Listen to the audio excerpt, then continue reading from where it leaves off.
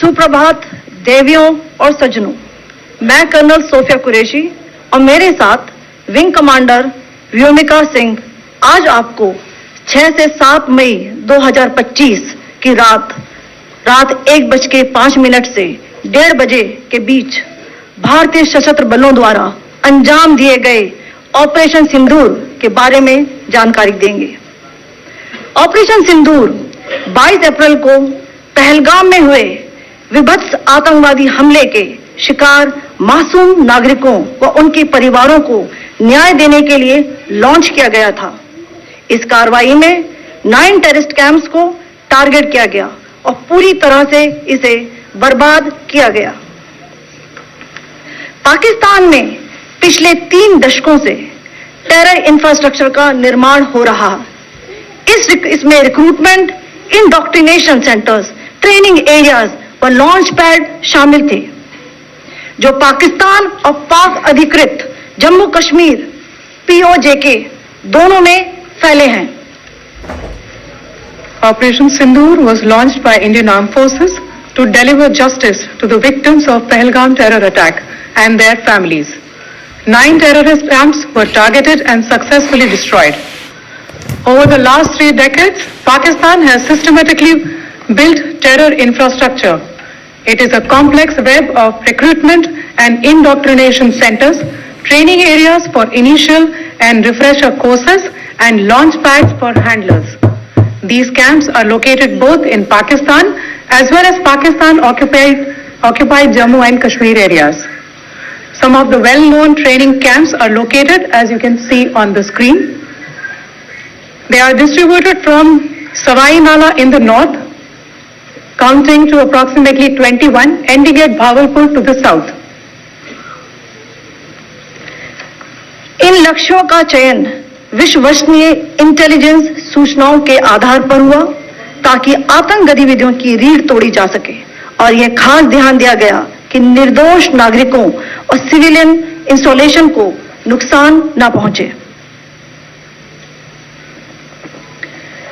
The selection of these targets for Operation Sindoor was based on credible intelligence inputs and role of these facilities in perpetrating the terror activities.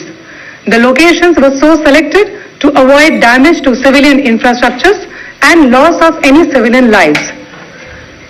This was done with due diligence, and the camps selected for targeting and their engagement will now be shown to you one by one. POJK के targets मैं आपको बताना चाहूंगी।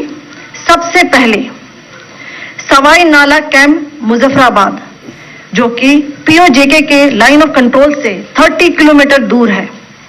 यह एक लश्कर-ए-तौयबा का training centre था।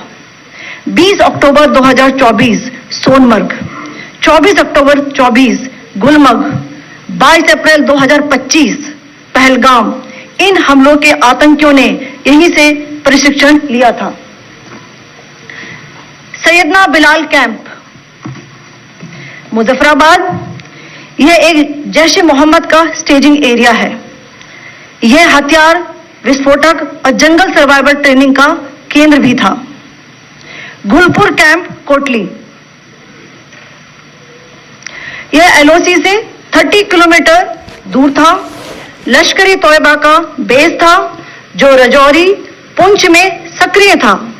20 अप्रैल 2023 को पुंछ में और 9 जून 2024 को तीर्थ यात्रियों के बस हमले में यहीं से आतंकी को ट्रेन किया गया था।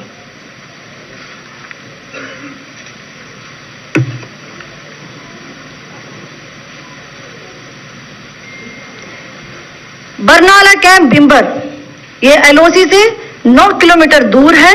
यहां पर हथियार, हैंडलिंग, IED व जंगल सर्वाइवल का प्रशिक्षण केंद्र था। अब्बास कैंप कोटली,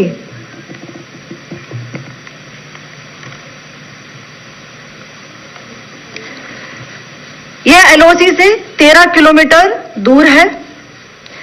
लश्कर-ए-तौयबा का फिदाइन यहां तैयार होता था। इसकी कैपेसिटी 15 टेररिस्ट को ट्रेन करने की थी।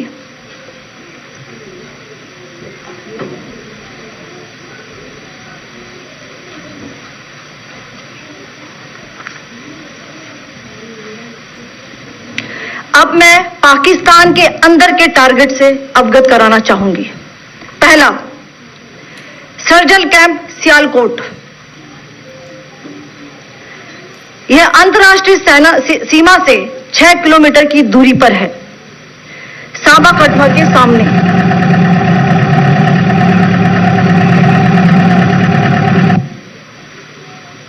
मार्च 2025 में जम्मू एंड कश्मीर पुलिस के 4 जवानों को की जो हत्या की गई थी, उन आतंकवादियों को इसी जगह पर ट्रेन किया गया था। दूसरा, महमूना जाया कैंप सियालकोट। यह 18 से 12 किलोमीटर आईबी से दूर था। हिजबुल मुजाहिदीन का बहुत बड़ा कैंप था। यह कठुआ जम्मू क्षेत्र में आतंक फैलाने का नियंत्रण केंद्र था। पठानकोट एयरफोर्स बेस पर किया गया हमला भी इसी कैंप से प्लान और डायरेक्ट किया गया था। मरकज ताइबा मुरीद के, यह आईबी से 18 से 25 किलोमीटर दूरी पर है। 2008 के मुंबई हमले के आतंकी भी यहीं से प्रशिक्षित हुए थे। अजमल कसब व डेविड हेडली भी यहां ट्रेन हुए थे।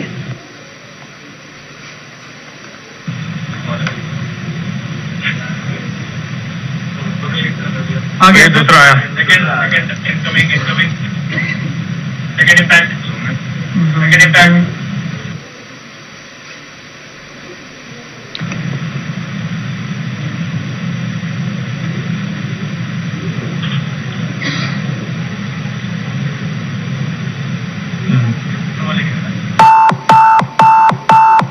टारगेट 10 हुआ है सर अभी।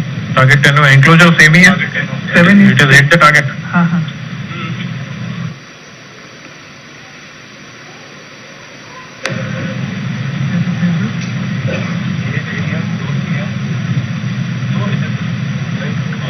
तीसरा आ गया sir impact.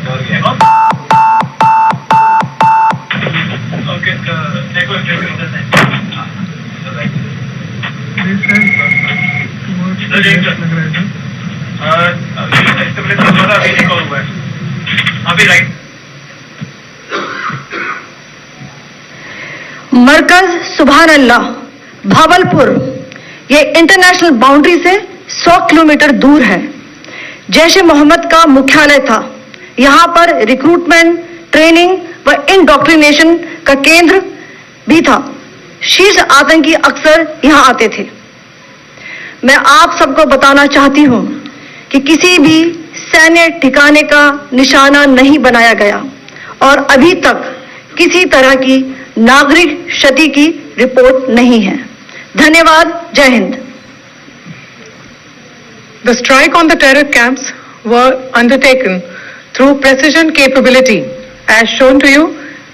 A niche technology weapons with careful selection of warheads was ensured so that there will be no collateral damage. The point of impact in each of the target was a specific building or a group of buildings. All the targets were neutralized with clinical efficiency, and the results reiterate the professionalism of the Indian Armed Forces in the planning and execution of their operations. No military establishments were targeted. India has demonstrated considerable restraint in its response. However, it must be said that the Indian Armed Forces are fully prepared to respond to Pakistani misadventures, if any, that will escalate the situation. Jai Hind, and thank you very much.